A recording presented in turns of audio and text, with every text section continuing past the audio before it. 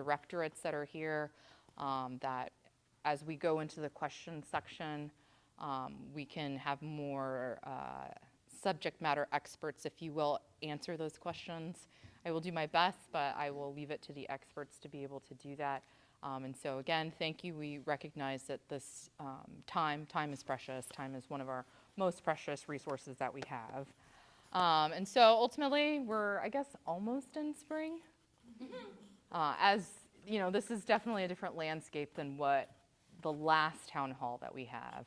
I think that was actually like the beginning of the cold period, one of the most coldest periods that they've had in the interior of Alaska in, Mr. Enlow, what, 100 years since like the beginning? Since 1971. Since 1971, so not 100 years, unless I count differently. There were more sustained days than the last long cold snap below freezing, 1914. Yeah. Was the next coldest month. Yeah, and so I would say to all of you, congratulations. We're almost there. We are almost there. It was tough, but you are all super Alaska tough. Yep, I think next week is like 40 degrees, so we'll see. I know sometimes Alaska wants to throw a couple of curveballs at us, but I think that if you can survive what we just did, then like you're pretty rugged.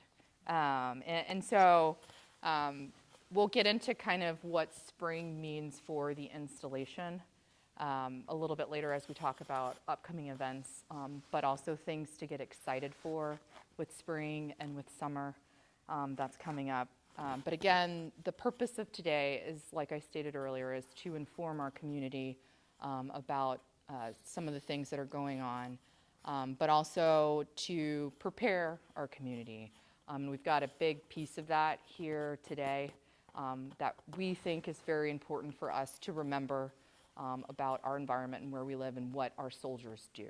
And so we'll talk about that a little bit later. But again, it's an opportunity to learn and to ask questions, to ask those burning questions that you have, and help us figure out a way to keep our mission set moving forward, whether it be with the 49th Missile Defense Battalion, MEDAC, or it's a different acronym that I looked up on your website, and I was like, not MEDAC, but it's like Fort Greely's Family Clinic something, FHA. Yes, that's what it is. Yeah. And so that's the opening and hello.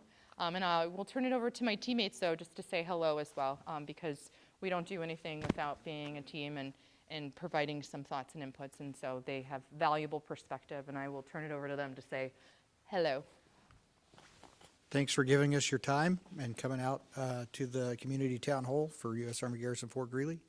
If you don't already know who I am, my name's Scott. I'm the Deputy Garrison Commander.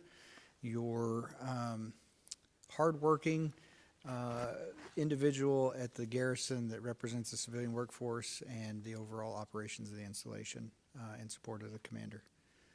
Thank you again for coming. And Sergeant Major Holi.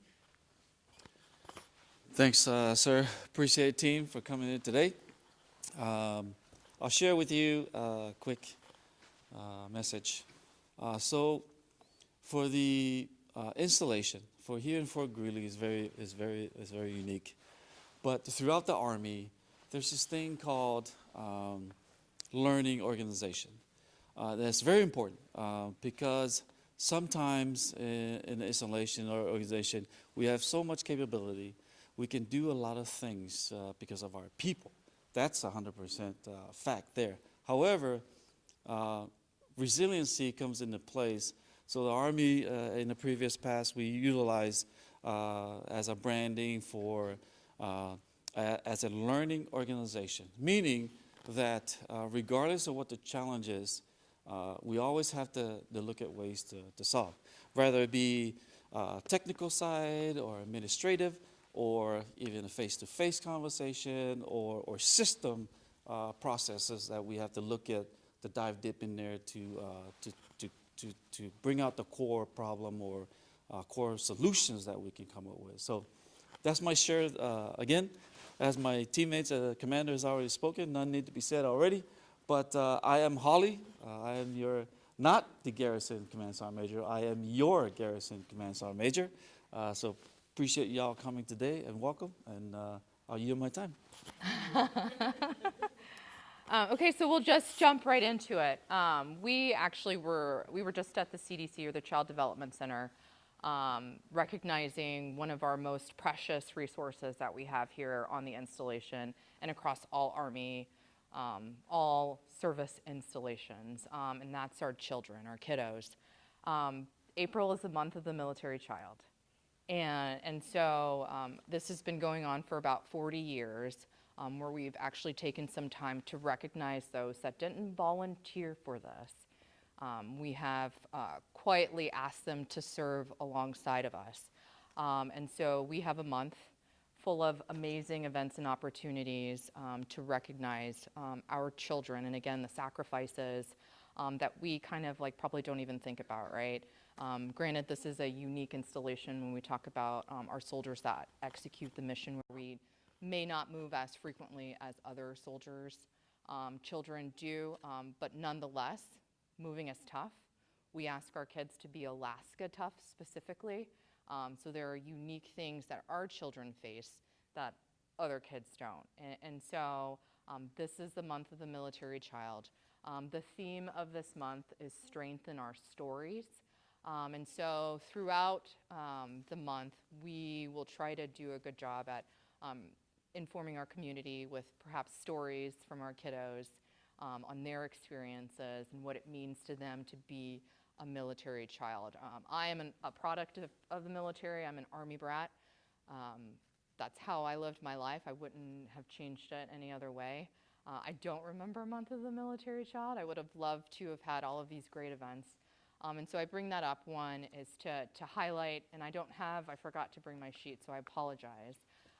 But we have a ton of month of military child, or MOMC is what you'll see on the websites and the flyers and all the things that are out there. We have a ton of events going on. The first event is kicking off this Friday, which is a MOMC parade.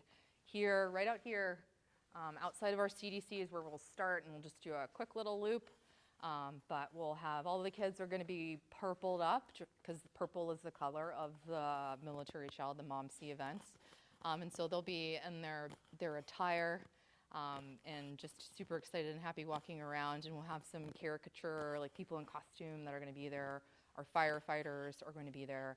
And I hope that you all will spread the word and be there. And all of these great events that Miss Melissa, who is our FMWR director, and her team, specifically the CYS, or the, I just had a brain fart on that acronym, CYS. Yes. What this CYS put together, it takes a lot of work and effort. And so we encourage you to take advantage of those events and support our kids. I know you do it on a daily basis by saying thank you for being there, and putting up with the shift work that we have to do, or like when dad has to go or mom has to go to school for 2 months at a time, or whatever it is, right? This is a month to highlight and recognize our kids, because it's so important for them to know how much they are valued. And so please take a look at the FMWR MWR website, FMWR MWR, sorry, you're gonna have to edit that. But the MWR Facebook page has all of the events listed out, and My Army Post app, or MAPA, as you will hear. It truly is a great resource. I was definitely resistant to it, like most things I am resistant to, until someone shows me the light and shows that it's beneficial. And so if you're like me, you're like, oh, it's not going to do anything, we already have this information out there. I will tell you, My Army Post app is a one-stop shop. So take a look. It's got a little star, the Army, it's not on me, it's on our PT uniform, but the Army star, My Army Post app. And it's up-to-date information. So things like this town hall tonight was sent out as a notification. Events that are happening are posted on My Army Post app. And our team does a great job. We have a small but mighty, mighty team. that make this happen, but they update it regularly.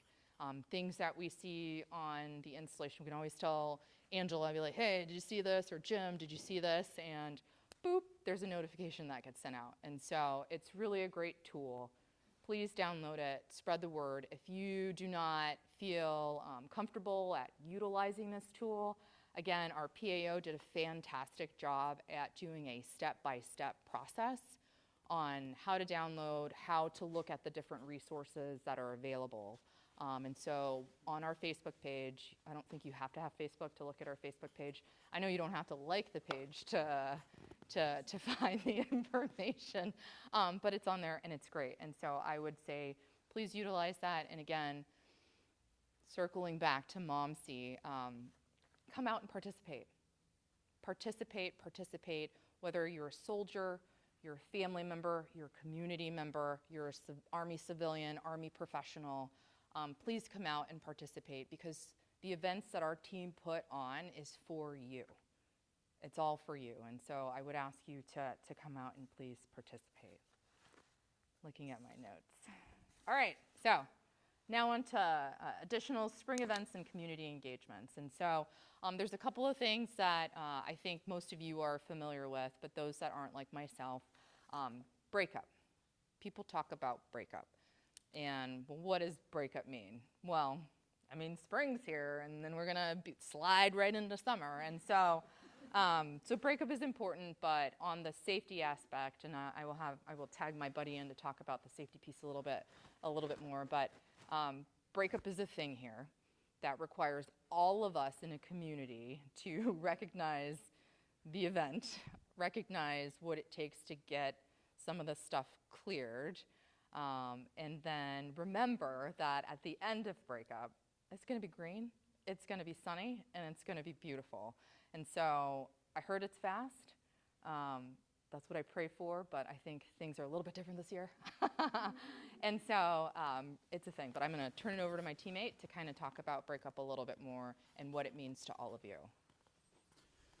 So as a lot of you are already established Alaskans, you know, this is something that's just kind of a refresher. If you're not an established Alaskan and this is your first winter here, buckle up, here we go.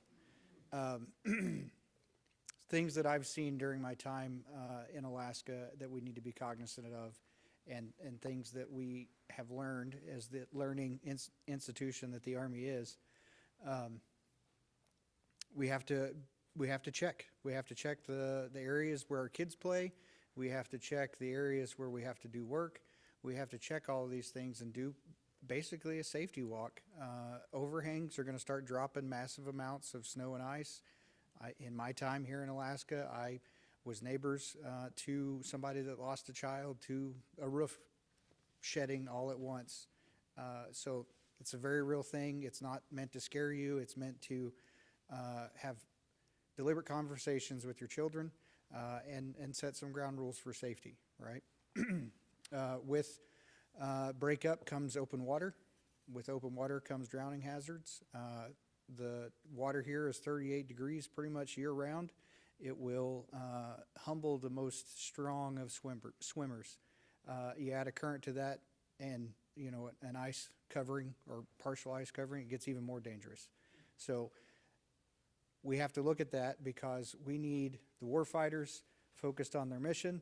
We need the families safe and thriving in this environment, doing all the great things. And we don't do that by sticking our heads in the sand and saying, oh, you know, it's just another breakup. Things that you should think about for on-post and garrison operations, just give the equipment a little bit extra space, exercise a little bit of grace, and understand that they're not doing it just to make you late to wherever you're going, or they're not trying to be difficult. They're trying to maintain the roadways for all of us. So again, just a little bit of grace for them and a little bit of extra space. And then as you drive, you know, the roads are great. They're phenomenal between here and Fairbanks. We were joking about it before the meeting started, but in reality, you've been driving on hard-packed snow, you know, and you got used to driving on that. So now you think you're Mario Andretti in a Formula One race car, you're going to get into an accident, you're going to hit a moose, you're going to push your vehicle past its limits or your capability as a driver past its limits, and an accident's going to occur. It's the only two reasons an accident ever occurs. The vehicle exceeds its limit or the driver exceeds its limit. In another life, I happen to be a traffic accident investigator. So that's the only two reasons for a car accident. But all of those things come into a hyper focus because the roadway surfaces are covered in rocks or they're covered in patchy ice. It's not consistently slick and we get complacent. That's when the accidents happen. So just do those site-specific walks, home, workspace, commute space. Your vehicle should have emergency equipment in it, right? Preparedness is not new to anybody in this community. Fairbanks has everything that you need and nothing that you want. If you didn't bring it with you to Delta Junction, you're not going to have it, right? And if you need it real bad and you don't have it here, Lord willing, you know somebody, right? That's the only way that we're successful, and really that's the magic of this community is we're here for each other. Okay, I think I've belabored the safety a lot, but those are things that we just need to think about and have conversations with people that we care about. Yeah. No. I think it's an important topic, right? Safety is important. Again, as we come out of winter and, wintertime blues, all of the things, and we're jumping into spring, the sun's coming up a little bit more. We're trying to figure out how we're going to do our battle rhythm. I need to get a sleep mask. I need to get blackout curtains, or my blackout curtains still work, blah, blah, blah, whatever, right? Safety is important, and there's a lot of transition time. And so when we talk about transition, when I talk about the safety aspect of transition, remember to be a good neighbor, because we don't know what's happening in people's lives. And sometimes that 180 flip can be very jarring. And so let's be very cognizant of our teammates, our families, our kiddos around us, because some of us will make that transition quite easily, but some of us will not. And so we do have resources available, and I'm just going to shout out to some of our resources. We have an MFLEC that's here tonight. We also have our chaplain and our religious support that's also here. But of course, this is a small community, and community is so important. And I know that you guys all have that connectedness. And it's just, again, a reminder to continue to be connected and vigilant, because sometimes it'll just sneak up on you. But with safety, with all the doom and gloom, spring is awesome. It's an opportunity for us to connect. And we think that being connected helps build a stronger community. It helps build our resilience. And so we encourage everybody to continue to go out and do all the things and get engaged, because that's how we can continue to build our resilience. That's what I believe. And so I'm not going to talk about all the events that are happening on the installation, but again, I'll go over a couple of them.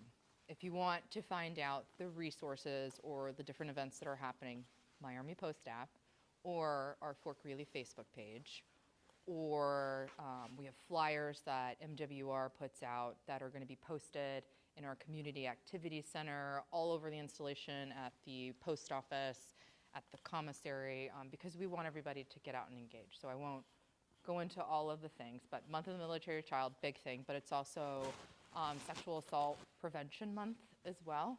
And we'll be doing a proclamation next week, Wednesday, and the DFAC for that, to be aware. Again, these shout out months is to be aware and acknowledge a little bit deeper some of these focus areas.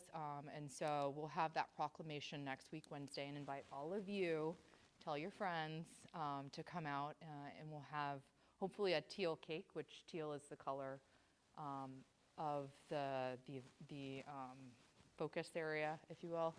And then May, we've got a whole bunch of other events that are in store. Like I said, I don't have my list, but keep a lookout on my Army Post and Facebook and all the things. Okay, so one of the things that I really wanted to talk with our community about is something that I think inadvertently we recognize the importance of this mission, but I think sometimes we can be complacent about things. we talked about this in our very first community town hall. And one of the things that I really would like, I emphasize that I wanted to focus on while I'm here, and I know previous commanders have also done it too, is about understanding our environment and recognizing that we have a responsibility to be prepared. So we defend the homeland. Our soldiers of the 49th Missile Defense Battalion defend the homeland. And what does that mean? That perhaps something could happen, world events, we can't control what other people do, but we can control how we respond. And how we respond is by, it's a defensive weapon system, but we shoot up missiles. That's what we do. And so, every day at lunchtime, we get the lunch bell, as I call it. But essentially, it's for us to remember, I think, it's a reminder of where we do live, because we have to be prepared here. And over the last month or two, we've had a couple of shelter-in-place alarms that have gone off. I think we have a lot of lessons learned from that, which is why I'm having this conversation with all of you today. I think we could have done better. I think that was the general gist of it. And again, it's about shaking off the cobwebs, right? We got to shake off the cobwebs and remember that we need to be prepared and not scared. We need to be prepared in the sense that if a shelter in place, like you hear it over the big voice, the giant voice here on installation, that's the one that you all should be paying attention to. We recognize that the sound travels from our missile defense complex, but the one that all of you, families, soldiers on installation, contractors, Army civilians, Army professionals, you need to be paying attention to that loudspeaker. And when it goes woo, whatever the noise is, I'm not gonna make it, but it says shelter in place, like we've gotta respond to that. There is a response that we should all know what it is, but I recognize sometimes we need a little bit reminding. And so the team has done a good job at kind of summing up what that response is, and we'll have these for you to take away. And then we also will be diligently engaging the rest of our tenants and our partners to include our outside community so they understand, because there are a couple of things that will happen that may affect people outside of our community. And so it goes over this, and I'll just briefly kind of read what this says. Again, the intention is to ensure that we're prepared, so we're resilient, and that we're not scared. If we make this a habit, if something were to happen, like it's too easy, right? And we say this, we talk about this, because we've got to remember where we live. We just have to remember that. It's super important. It's not just a thing. It's not just a movie. It's not like these are real live soldiers executing a real live mission with real live interceptors. And so we need to be prepared. And so I'm going to read it real quick. Like I said, missile launch sirens followed by an announcement. That's a shelter in place. And just quick caveat, a shelter in place is not a lockdown. That just means go inside, close up your windows, button up, but it's not everybody walking around doing all the things. And when the alarm goes off, we don't do exercise practices. We have to treat every shelter in place, every alarm like it's real. That's how we become prepared. So this one says a loud rumbling noise. If you hear shelter in place immediately, we will, I'm not going to say 100% of the time that we'll be able to get that notification out there, but probably 100% of the time we're going to get that notification out there before you even hear a rumbling. So it's on there, but a shelter in place alarm will go off on the installation. If you're inside, there's little voices inside that will also tell you to shelter in place. There's visual cues on the installation inside the buildings that remind you to shelter in place. And so for our families, for those that deal with children, the intent is to be calm about all of this, of course. We need to ensure that we gather all of our kids, all of our pets, and bring them inside. Nobody should be outside.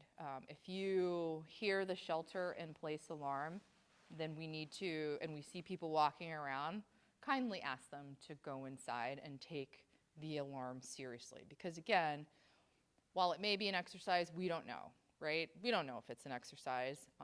But again, we should treat every alarm like it is real. So for everybody, it states that close all windows and doors and turn off all fans that draw air in from outside. Like, that is very important. If you remain inside your vehicle, please close your vehicle windows and turn off the intake ventilation.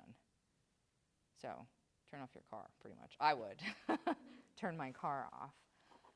And again, you shelter in place until you hear that next alarm that gives you an all clear. It will be projected on the big voice, the giant voice, and then the little voice inside the buildings as well. I cannot stress enough that we need to be prepared. We all see the news, right? We all see the news. It's a reality, potentially. Hopefully not. But we just need to be prepared. We need to be confident in what the steps are. And this is just kind of like a little reminder of that, as well as on the bottom of this, and again, we'll make sure that we get them out in the back and we start socializing this a little bit more, is a preparedness kit, if you will. Because we should have those as well. I think that most of us do, though, right, in our cars, because we live in Alaska and we know that we should have emergency kits in our cars. Well, we should have emergency kits in our homes, too. Perhaps just move that as we transition from the wintertime to spring and summer. And so that's what this is. And this is a recommendation. It's a recommended list that was provided, and it's a useful tool. And so, again, we're not trying to scare anybody. This is something that we are going to continually, actively try to get after through tabletop exercises within like the local team, the garrison, and our tenant units teams. But then we're actually going to sound these alarms. And so I ask you to take a look at this and just be prepared. If we exercise this, we execute it, and it becomes a habit, it'll be too easy to be ready on the drop of a dime. So, yeah. So, any questions about this specifically? Yes. I know one of the ones before was pretty much the entirety of the lunch period. So a lot of people miss the defect. Would that be something that where the defect hours would extend if something like that happens again? So yes, so we acknowledge that took place. We acknowledge some of the frustration that it caused people. And I'm going to turn it over to Mr. Enlow because I unfortunately was not here for the event, but I know that there was a very thorough after-action review of what took place, and he can talk a little bit more about that. Thank you. So with regard to the DFAC and the preparedness, I'm going to be both supportive but also direct in my answer to you, Sergeant McIrvin. The preparedness means just that. We have to embrace the reality that we might get sheltered in place in a facility and not be able to get to lunch. So what's our preparedness? What's our emergency kit? Do we have, you know, words? They're hard. Do we have snacks like grab and goes or a flat of water or, you know, all those things? You can't keep water in your vehicle in the winter, right? So you're carrying around these big water bottles with you everywhere you go, especially if you got kids. I remember that. You got to do those things. So if you get sheltered in place, you don't miss out on a meal, because the preparation of the food occurs on a timeline. There's whole temperature requirements, and it can be out for so long and all that other stuff. We could waste an entire lunch, and that goes to the other side of this. Like, okay, so we do a shelter in place. Contractors, that are supposed to be doing work are now at a work stoppage. That's going to cost the taxpayer and everybody else. But it doesn't change the fact that when the audible siren goes on, the warning goes on, there is a very real risk. There's a hazard. That's what that's there for. It's to mitigate the hazard. Putting you inside the building mitigates the hazard to your personal health. So that's why we shelter in place. We're not going to just play with and exercise that system without considering all of those things. But 100% supportive and understand that it was a challenge and some people missed lunch. But then I would say preparedness means just that. Are you prepared to shelter in place for up to 48 hours? That could happen. So we all need to be realistic and have tough conversations with each other. And, you know, like I'm on the hook to feed building 501. They're going to look at me and like, where's the smoked meat, man? Where's the brisket? And I'm going to go, you know, today wasn't my day. Here's a cup of mac and cheese. Right? But that's the reality of it. Some of the other observations and that thing, there's still going to be movement on the installation, but it's going to be mission essential, public safety type personnel, emergency services will be moving around. They have a plan for that, and they have, you know, all the safety protocols in place. But if there's an audible siren or a visual indicator in your building notification system, there's a legitimate threat to us, and we need to stay inside.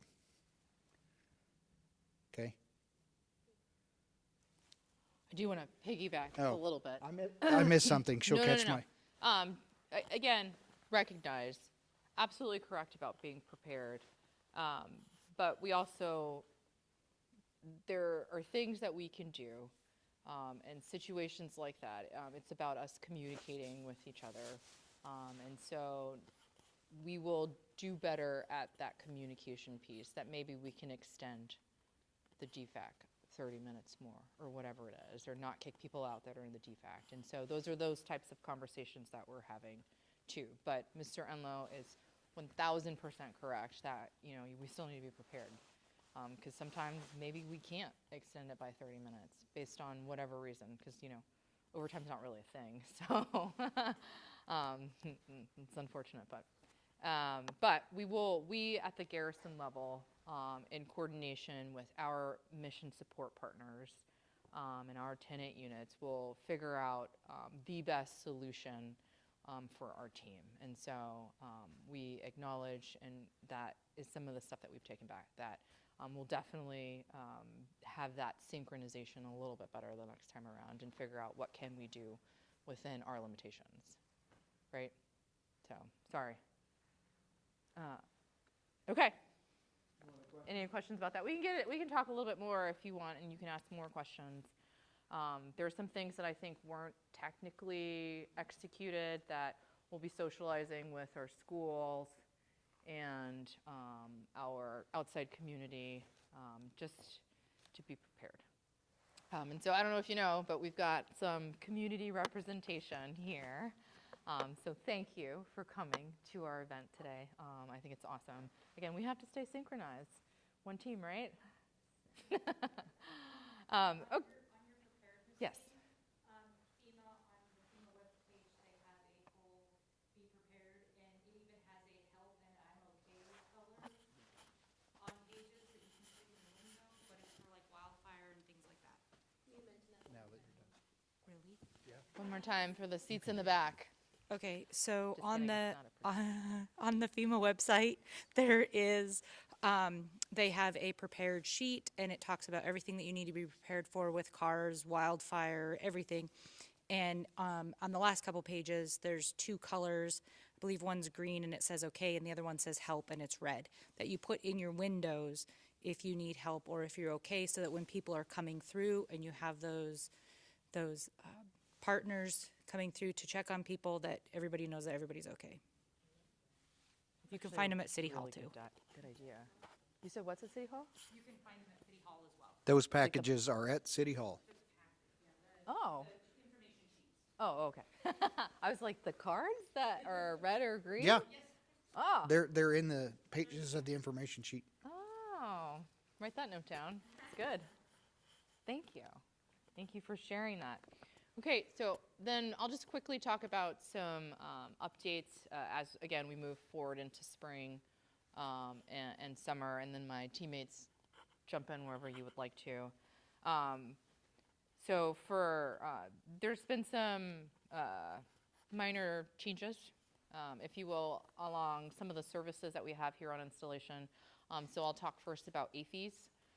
You've seen it, Fridays, they've had a reduction in their personnel support. And so on Fridays, they're minimizing their hours where they're opening at 9, I believe, and then closing at 1600. And that's until further notice. Again, because of some staffing challenges, that's where we are with AFES. Some of you may have heard through the grapevine, may have seen some movement over by our gas station. And I know the scuttle is out there. It's true. We should be having a coffee shop soon. I can't tell you the exact time frame, sorry. But it's going to be very soon. We're thinking within like the next 2 weeks. They'll be able to start up and running. And I don't know the exact hours right now, and we'll make sure that we update My Army Post app or our Facebook. That's right, sending out an info and updates that Angela pushes out to our team on what the times are. But right now I'm hearing it's like really early, like 5 o'clock, starting at like 5 a.m. And pushing through. So I know everybody's excited. I'm excited. It's happening. I'm gonna piggyback Yeah. off that. Piggyback.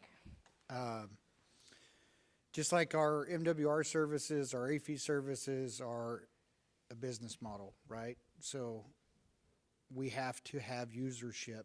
You have to go buy coffee and breakfast, whatever they have, I don't know. Go support those businesses, or those businesses don't exist. The same thing exists in Delta Junction, in our community. If we want something here, we can stomp our feet and say, I need an Arby's in Delta Junction, right? And then they get 1 or 2 customers that like their curly fries, and nobody's buying the roast beef sandwiches. They go under. We lose them. It's an asset for our community. So that's just my shameless plug for capitalism. Yay, capitalism.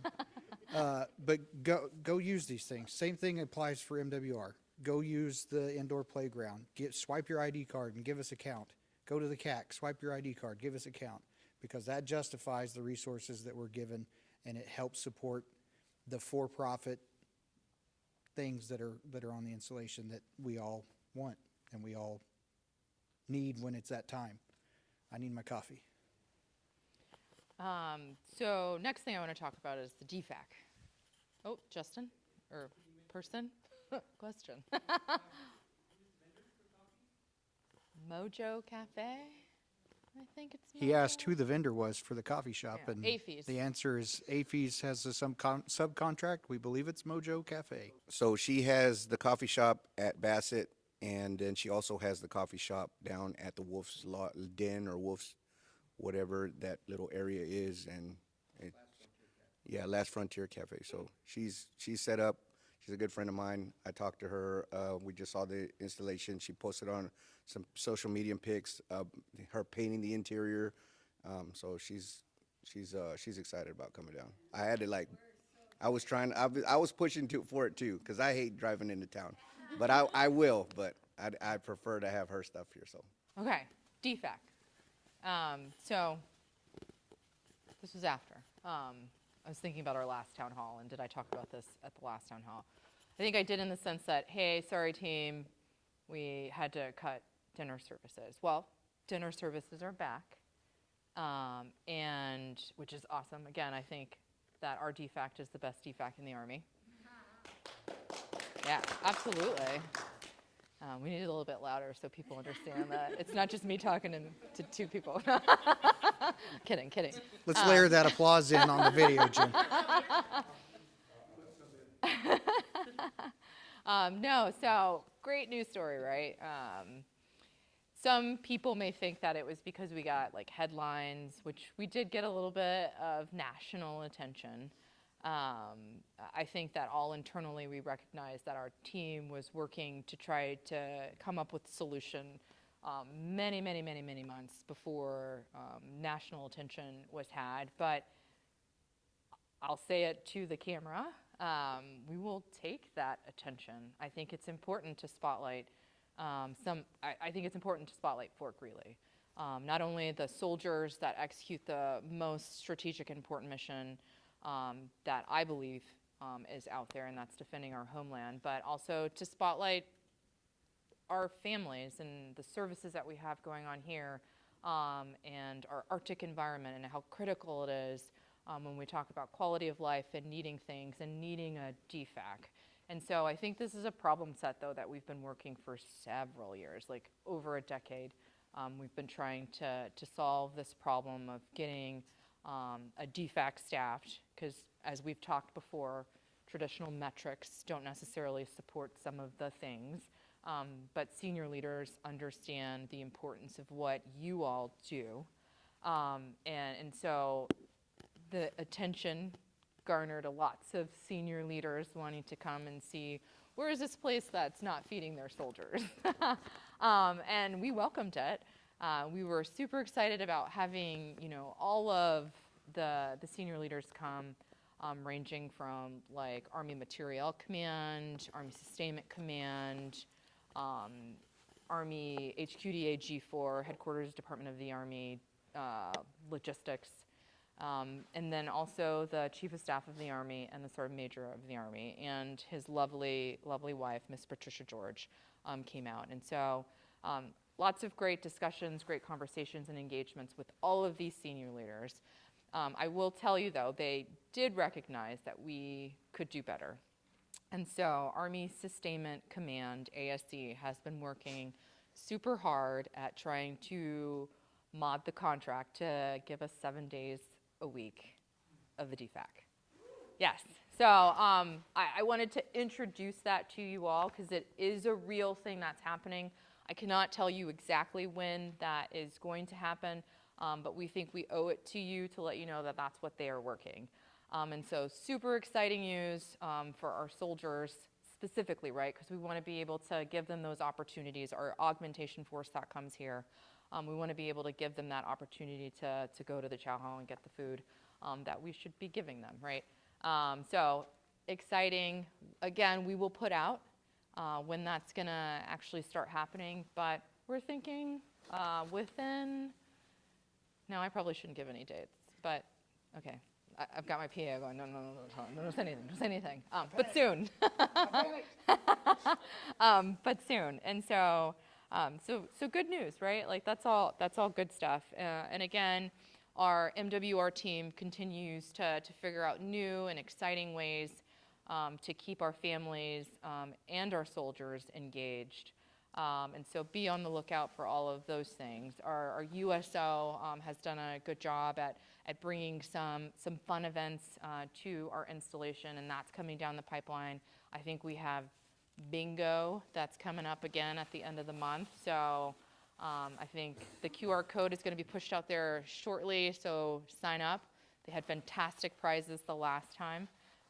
So I couldn't win anything, but that's okay. But then some more serious stuff as we talk about our updates. We are continuing to go through the shaping and restructure with our workforce.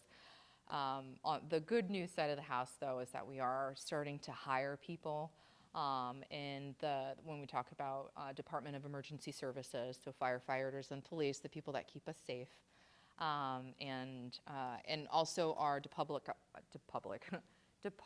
of Public Works, and that's a great news story.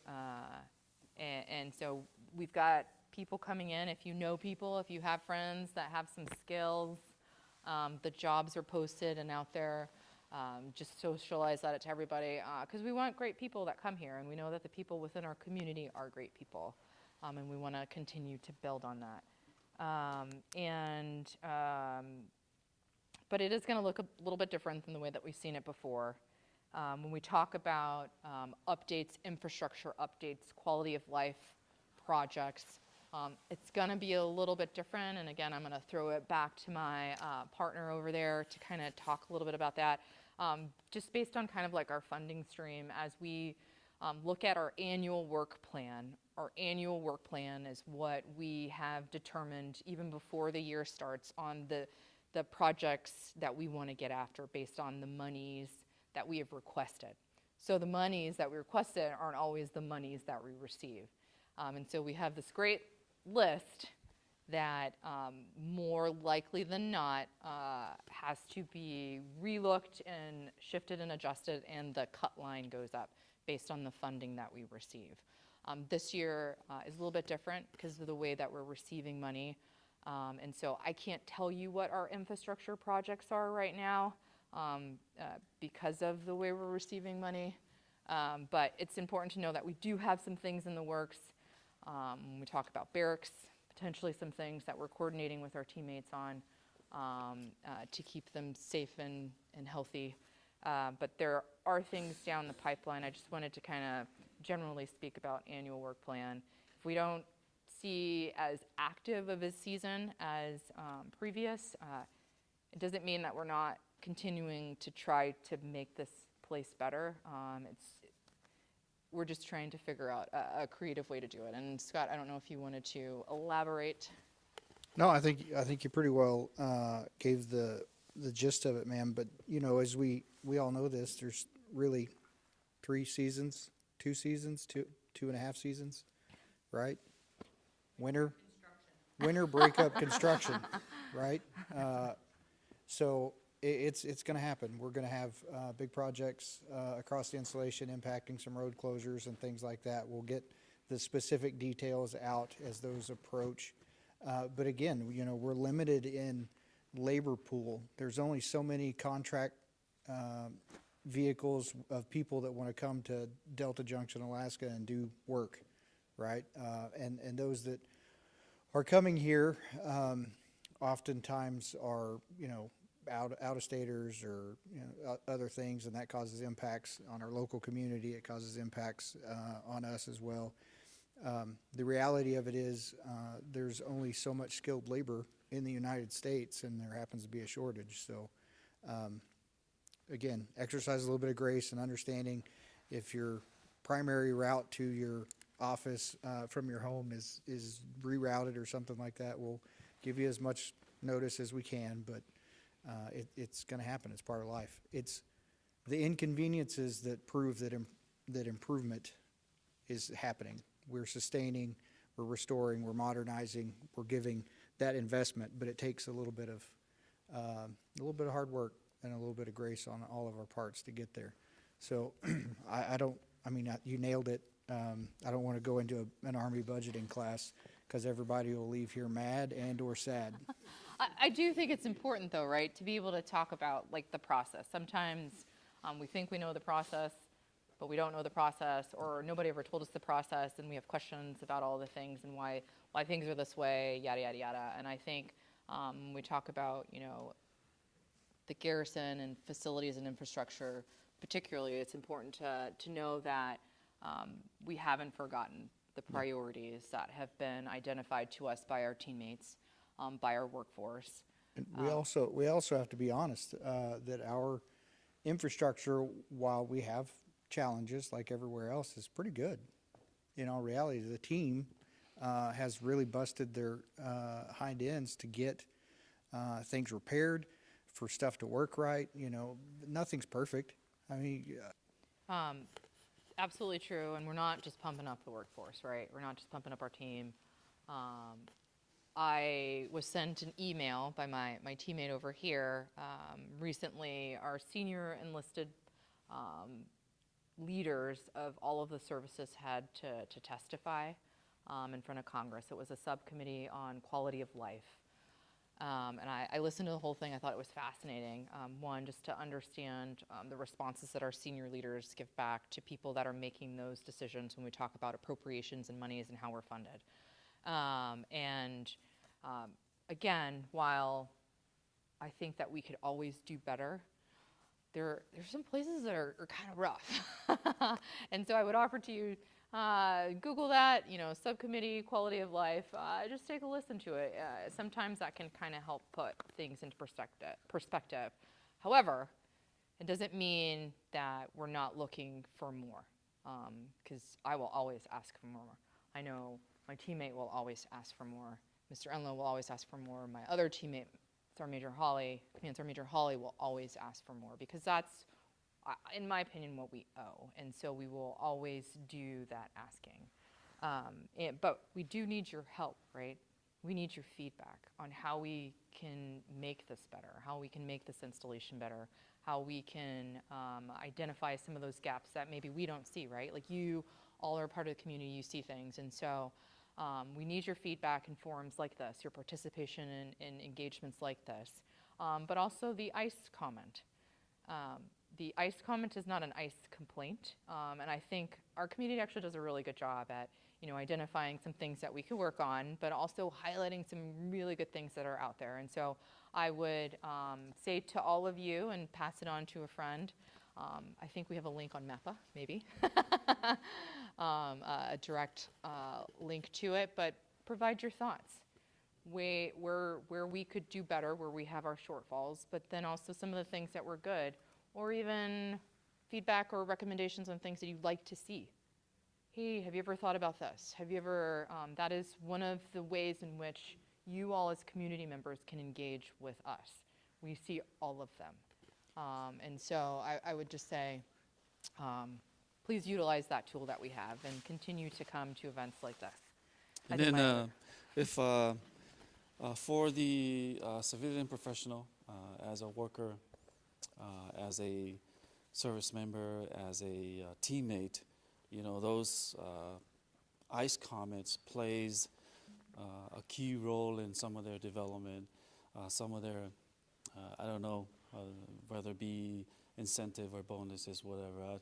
Mr. Enlow knows more about that one. But if more comments, what they do, obviously it has to be factual. But then those good comments that you identify, some of those teammates that are doing a good job around the installation, it really helps their yearly evaluation. It really just get after some of those extra things that we can reward them on it. So it's really important. Obviously, we want your feedback and recommendation. That's a very good thing, and we support. We really enjoy some of the comments, whether it be a recommendation or a challenge or something good. We welcome it all. It's really helpful for us as well. So please keep it up. I was going to tack on, and he hit the nail on the head. We give impact awards for people to get positive ICE comments, things like that. People that are doing a great job, they'll get an on-the-spot time off award or a cash on-the-spot award for doing a good job.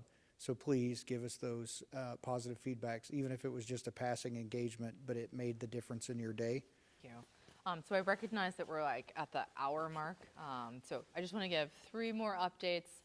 And then we'll go into the question and answer portion of this.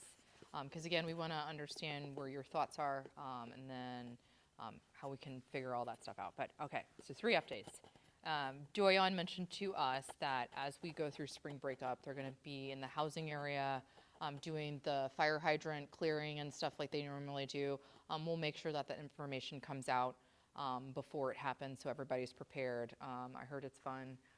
May not be warm enough to jump in it, but they do all of the things with a fire hydrant. The line flushing will cause increased opacity in the water. It'll be cloudy and or rusty looking.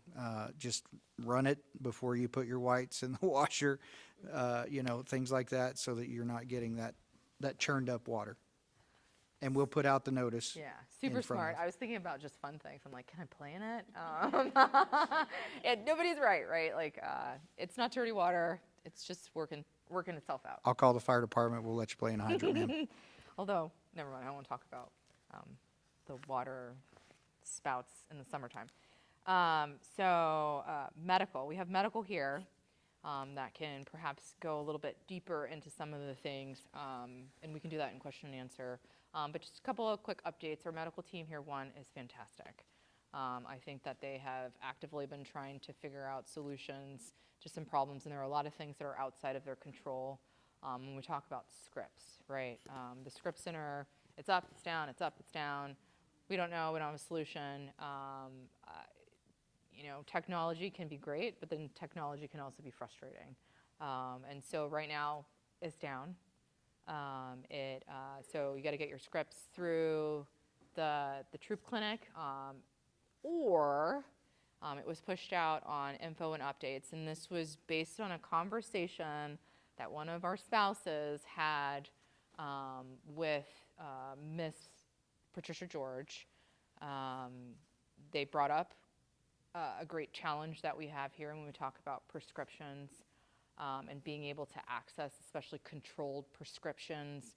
And it's like, well, I can't make it up there, or if the doctor puts it in late, then it's not open on the weekend, driving up to Fort Wainwright to get the meds.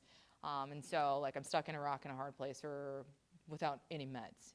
And so that conversation was brought up with senior leaders, and they went back and had additional conversations with other senior leaders, and now there's like a zero copay, and you can just call in your prescription to the local pharmacy that we have here. I think it's Interior Alaska Medical, and you should be able to fill up your controlled prescriptions that way on the weekend without having to drive all the way up to Fort Wainwright. It's not that far.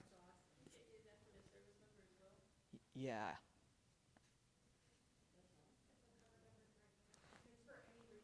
Oop, hold on.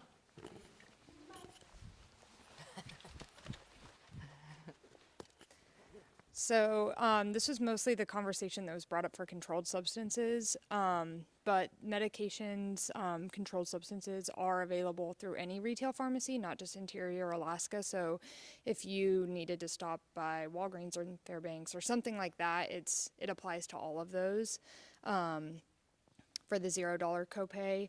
And then Express Scripts as well is included in that, and that is by mail. You have to enroll in Express Scripts prior to getting the medication ordered, but then that can be dropped off at your house. That's also $0 copay now. But if it is a controlled substance, you have to sign for it. So you'd need to be home at the time of drop off, but that's another option as well. Isn't the $0 copay just for Prime though, not Select? That's what it said on the thing. Yeah. It should be TRICARE Prime. Yeah. So this is why we have people that know versus where I have a general idea. So thank you we probably can keep it over there. And then a couple announcements with medical, the x-ray machines going through some updates. And so that will be down, and that was pushed out, and I think we have it on MAPA as well, my Army Post app. And that it's to let you know so we can all plan accordingly. If you need x-rays, all those types of things, that will not be available here for some, I think it's a couple months actually. I think that may be the end of my updates. And so I'll just wrap it up, and then we'll wrap it up this portion before we say goodbye. And we'll ask the questions and then say goodbye. We just want to re-emphasize, one, our appreciation for all of you, our community. You are a very strong community, an Alaska tough community, and we couldn't do this without you. And so we appreciate you coming here, and I know there's going to be fantastic questions that are being asked, but just taking an interest in understanding like what we do and kind of the things that we have moving forward. We appreciate your participation in that, and we hope that we just continue to move forward and be strong together. And again, it's a great time of year. Yeah, breakups happening, blah, blah. It'll happen, but then it'll be gone. And so we ask all of you to get out and engage. Get out and engage, enjoy all of the great events, again, that our team puts on. I didn't talk about the Momsy dance that's happening, but that's like a collab event, and so like we have great volunteers that are in this community. Lots of things. Say that again. Make sure to register. Make sure you and- register, Momsy. Yeah. Let's go. Clap 2 times, say Momsy. Sorry, joke. But please get out and engage, participate. Like Mr. Enlow pointed out again, we do this for you, but a lot of our thing is modeled off, you know, not capitalism, because I would argue that because we don't profit. Like, we just have to break even, generally speaking. And so please get out, support, engage, connect with each other. Again, being a connected community is a resilient community. And then talking about readiness, it's a shared responsibility. I think the flyers were already passed out. We'll continue to socialize it in the installation, but we need to be prepared and not scared.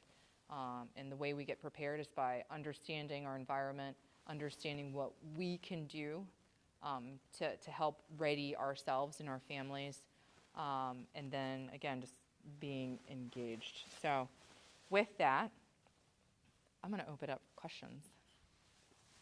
Yes.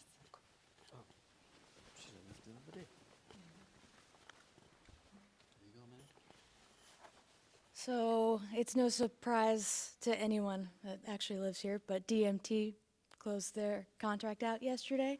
Has there been any contact from the new company yet as far as like mutual aid responses? And so our mutual aid is with the city of Delta Junction. And we have engaged with our city. Mutual aid is still there. If you're asking, has our firefighters talked to the new company, Big Delta Rescue, the answer is yes, because we have to ensure that our community is protected and the transition is seamless. And so while it is external to you, the conversations, the training, the engagements are happening. And yeah, you know, the clock struck 12 last night and 1 April came, and now we are in a period of transition. It's a new company, it's new, it's different, but again, I think we have an amazing community, super strong, and we will not let, I mean, like, you know, nothing is changing. The mutual aid support is still there, and we'll continue to action that. Yeah, so I hope that makes you comfortable, like, Oh, I'm fine either way. I've been told by the firefighters that if you can get to base, they'll take you in the ambulance from here. So regardless of how that turns out with the one in town. yeah, I think it will be just fine. I do. I think it will be just fine. But thank you for that question, because I know that is a topic of conversation. And should I put you on the spot? The wonderful thing about having a city representative here, perhaps they would like to expound on anything, but probably not. No. I think, do you want to? Okay.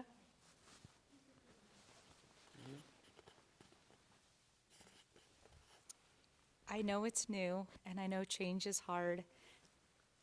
It will, we all hope that it's gonna be great.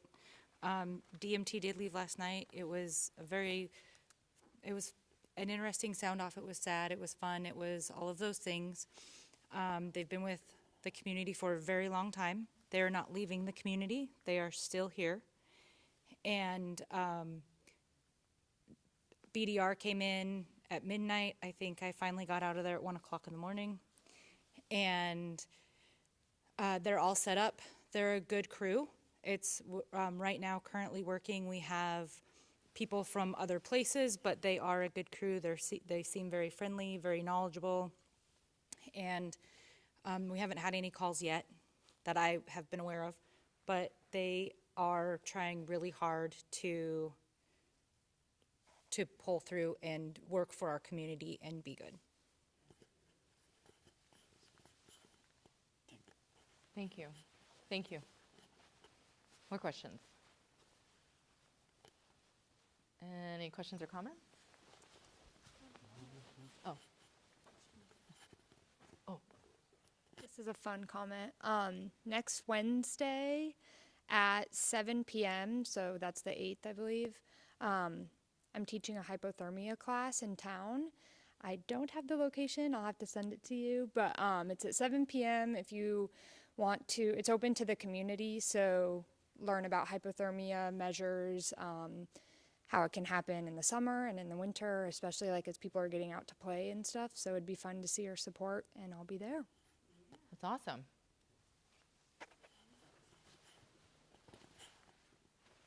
Actually, yeah, on all the medical stuff is, I know my CPR's been out of date for a little while. Last time I had it was when I was with ARTC. I don't get any news or anything about getting CPR recertified again. How can we go about doing that? I think it's normally like a pay thing, generally speaking, Is unless it? it's required for your job. I thought all federal civilians were required to. I don't know. Expert. So I know that we have CPR instructor staff in the fire department, fire and emergency services, and I'm pretty sure that do not. Okay. All right. So as we look at it, we can do things that are community resiliency type events. When do recertifications, you would be responsible to go out and get your certificate from the American Heart Association, and that cost would be on you. But we could absolutely do a community resiliency type training to do CPR certification for. It's part of the youth. What is it called, Melissa? Yeah, the youth babysitting class. That's not the right term. Oh, well, there you go. Yeah, it's part of that. We do that. So absolutely, that's great feedback. We'll look into that. As far as, your organizational training requirement, it's your organizational training requirement. Beat them up a little bit. As far as our employees, we would task the fire department to do that for Garrison employees as needed.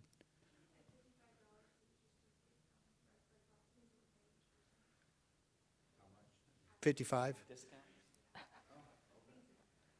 So we'll absolutely tap, and I think, do we still have any in the police department, Jenny? Okay. Deputy Chief Kaiser. Who else? Angela? So we have some questions that were submitted to the command team for the community town hall, so I'm just going to read it out loud. I have noticed a decline in adherence to the gym's posted dress code. A consistent enforcement of the clothing policy would ensure a comfortable and appropriate environment for everyone. Secondly, the use of personal speakers with loud music in the smaller multipurpose rooms has become a significant source of disruption. While I understand the desire for music during a workout, the volume is often excessive for such enclosed spaces.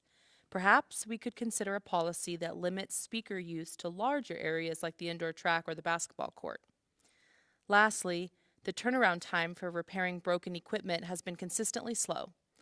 Long periods of downtime for machines can disrupt workout routines and lead to overcrowding at the functioning stations. I would appreciate if we could explore ways to improve the efficiency of the repair and maintenance process. Thank you for your time and for the dedication to our community. All right, who wants to tackle what? I'll take all of the above. Oh. All of the above for 500, Alex? Okay, so from the top, the policy for apparel in the gym absolutely is something that is already there. There's a policy, there's publications posted. Now it comes down to an enforcement action. If you are offended by what someone else's attire is and they're outside of the policy, go tell an MWR staff member that it bothers you and you would like for them to address the situation. Same thing goes with the speaker. There's a headphone policy, is there not, Melissa? Okay. Well, so who's been to Baker Fieldhouse at Eielson? Okay, I got some north and south, but no hands. It's all right, that's cool. They have a very robust communication, like things like a 2-shoe policy, headphones, all of those different things. But and this will take me into the third piece of that, they have out of order signs on everything. And here's why. We're at the end of the logistical supply chain, plus a backpack trip to get to Fort Greely, right? So people like our partners in AFES and things like that have to go get the supplies just to cook the hot grab and go chicken sandwiches that are at AFES. One of our people has to drive up and pick up the supplies to come down and get it because they don't want to pay the additional logistical tails to get it down here because everything's a truck ride, a freight ride to get it here. So totally acknowledge, not dismissing the comment at all. The policies in the physical fitness center have been talked about quite often with the leadership in DFMWR and the command, but it comes down to these are our friends and neighbors, and it comes down to if you're wearing something inappropriate, now it has to be enforced, right? People want rules until the rules are inconveniencing them, right? You want to, you know, as the kids say today, have the fit and go work out. You're on board with a clothing policy until you're the one that now has to be enforced. So I'm not dismissing anything. I just want people to think about others, think about themselves. Everybody really likes to point the finger, and in all reality, we have a piece in the situation ourselves. So we will continue to work with the leadership in DFMWR to get after what our customer needs are. We have a customer needs survey that comes out all the time. And then, you know, see something, say something. It works for anti-terrorism. It works for, you know, the crop top that shouldn't be in the gym or whatever the case may be. I don't know. Say, hey, did you not see the sign for the clothing policy? You know, I mean, it's not confrontational. It points out, we educate. Hey, look, this is how you're supposed to dress to come in here. Your music is loud and vulgar or disruptive or whatever it is. You need to stop it because we're asking our MWR staff who are, give me an average hourly salary for MWR staff in the gym. We're asking, you know, an 18, 19-year-old kid that gets paid $17 an hour to go correct a lieutenant colonel and her latest drip, you know, and we're asking a lot for them, right? So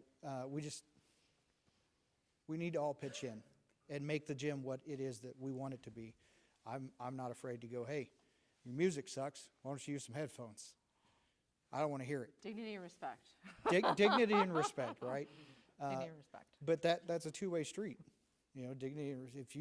If you had dignity and respect, you wouldn't be in here listening to the latest 50,000 cuss word song that's out talking about something wholly inappropriate for where we have kids or young adults or soldiers trying to increase their physical readiness.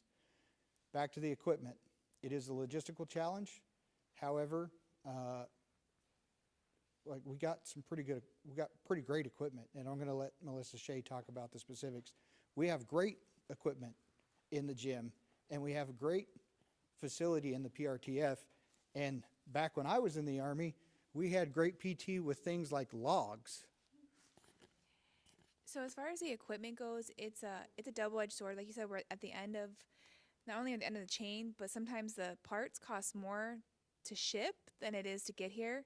Or sometimes it's hard to find the right company that we can purchase from. So everybody remembers how hard it is to purchase. We have to have like certain things and certain ways we can use our credit cards. Well, there's a lot of companies we cannot use our credit cards for. So we are looking into training, to getting our staff trained up to be able to fix it and to possibly bringing equipment up to Fort Wainwright. So that's another option that we have looked into. The leg press is up and running.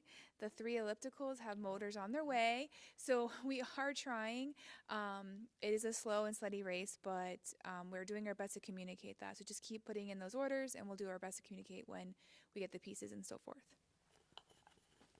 I do want to say something about our PRTF. So we just got it back. It looks awesome. It is awesome. It's a great thing for us to be able to have, especially in the wintertime. Like, granted, we'll all start running outside again. But, it's a great space. And so I say that to say, to be good neighbors, to be good community members, we need to ensure that we keep up our space. We want people to utilize it. We want all of those things. But, don't wear outside shoes in the PRTF, right? If, someone makes a mess at whatever it is, clean it up. Just be good stewards of the things that we have. And I'm not saying that it's not happening, but I have been guilty from time to time. I just don't want to bring my gym shoes. I want to wear them inside, especially right now with we're trucking in now mud and all the things to this nice facility that we just got updated. So let's just be good stewards of our equipment. Yeah. Sorry. Overarching, phenomenal comment, good feedback. We appreciate it. That's a common trend that's coming out of ICE comments too. Put your contact information if you want a specific answer and want to understand the why. Thank you. Absolutely. Great feedback there. Keep coming. That's valid. And what that does is forces conversation that we're having. I believe it was 2 weeks ago when we talked about the same situation. So we're on it. The team is on it. Again, learning organization. We'll take it as it is, but we are grateful for those feedback that comes. Keep coming. I love it. Do we have any more external? No other ones?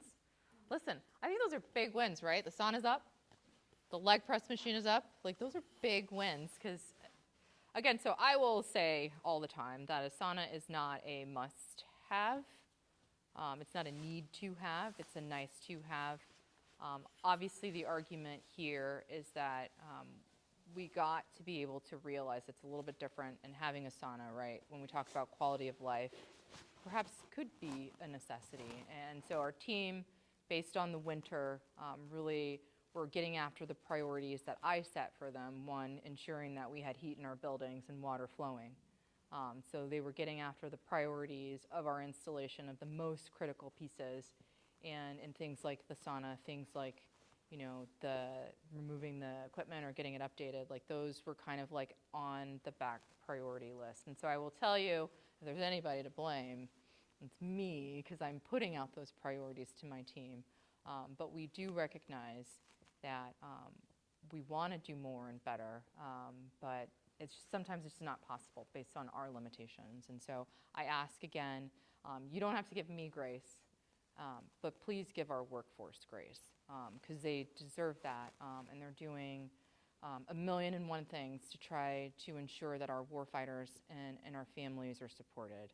And so I ask that you could give them grace. You can yell at me anytime that you want to.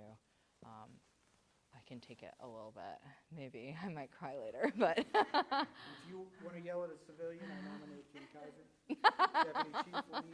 I'm kidding. If you want to yell at a civilian, yell at me, right? Because I take the intent and the directions and the priorities the commander gives, and I run the operations through the subordinate leadership and the hierarchical chain of the garrison, right? So I'm the bad guy, taking her priorities all day long.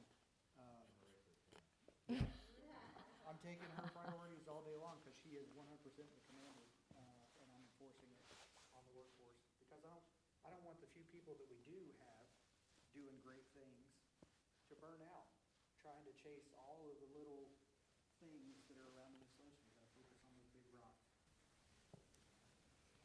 Yes.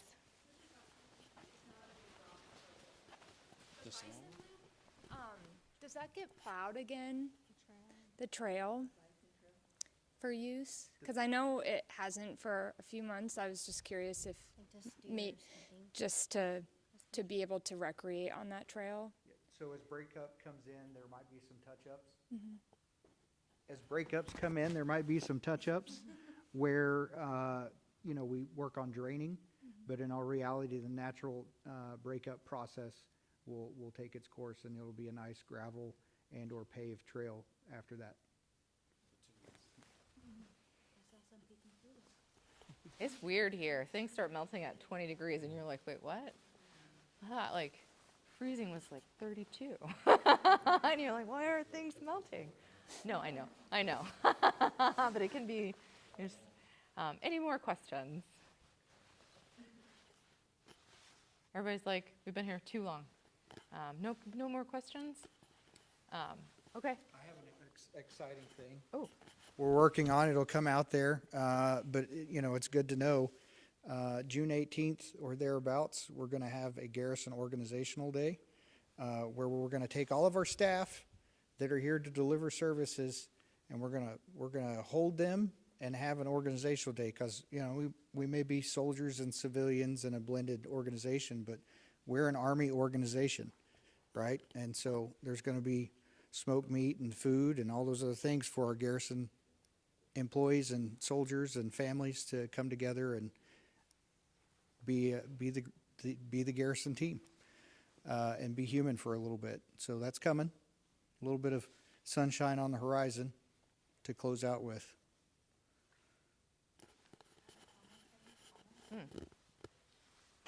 So I just want to make a comment. The city's doing the community cleanup day on May 16th. So there'll be trash cans and stuff like that. I know that we're going to have another barbecue out there and at the visitor center, so come sign up and help us clean up the community. And then on the, I believe it's the 23rd is, I'll double check with the library.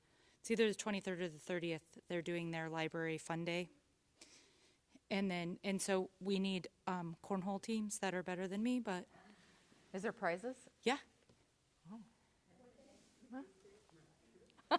You can win those prizes. It'll be know. May. It'll be May. And then June 6th is half price day at the landfill. So, yes, it'll be half price day at the landfill June 6th. And then August, I don't have my glasses on, so I'm trying to read. August 28th and 29th is going to be electronics recycling day. So bring all your electronics and things like that. Sweet. Is it free? Yes, everything's It's recycling. It's recycling. We take refrigerators. We don't take medical equipment, but we take refrigerators. We'll take batteries. We take computers, printers, phones, anything that's Cords? Yep, cords. Anything that you don't need, you can bring it for recycling. Thank you for sharing that. And we did put that information out at the pen. Jim, bring your Nintendo. Sega. Okay. I think we have taken enough of your time. I hope you gained some information from this. Again, the intent is to do this every quarter to inform our community for you to have an opportunity to ask those questions and then hear a direct conversation from us. Sorry, before we end, we are going to try to also do another forum, and I'm going to throw it out here. We're going to call it maybe not necessarily this, but we're still working on the phrasing, but Fort Greely Command Teams Talk, or I think that's what it was. I can't remember. Essentially, so we talk all the time, and I know sometimes there may be confusion on like responsibility chains, that kind of stuff, but we want our spouses to have a conversation with our command teams collectively as a whole, to ask any questions so we can answer them or provide any more amplifying data, whatever it is, and bring up concerns. And so we'll start pushing that out. I think tentatively right now we're looking at April 21st as our first one, and this will be a every quarter, so once every 3 months type of event where we want to do like a lunch and learn, a lunch and talk with our spouses at the Community Activity Center. Dare I suggest that Fort Greely leaders listen because it's Arctic, 49th, all those different things, different commands on the installations, command teams there to hear you, kind of like we had this exchange. We'll continue to powwow Yeah. and figure that out. But just wanted to put that out there. Again, these are forums that we want to have to keep you all informed. But again, to also provide us feedback so we can figure out our gaps and how we can do better. So we appreciate your time so much, because again, time is precious. And thank you for every external mission partner, internal mission partner, tenant unit that came here today. We appreciate you all so much. Everything that you do is super important, and we can't do any of this without you, so thank you. For the near term, please register for the Mumsy and then come support our Month of the Military Child. That's very important to us. Obviously, everybody relates to it. And then thanks for being here. From my end, like the commander was saying earlier, this forum here, we really want to hone that in. We want to bite down on it as for quarterly. But there's other conversation throughout the command, throughout the installation. We're talking to ARTC, we're talking to 49, we're talking to 59, we're talking to Doyon, all these entities that were here. We want to make sure we don't have a lack or correction, have a gap in communication fields in that way. So we're hitting it up very as the commander's initiative. That's what we're going forward with, and I appreciate your spending some time here with us today. So I'll hand it over to Mr. Enlow. I actually have nothing to say. Thank you.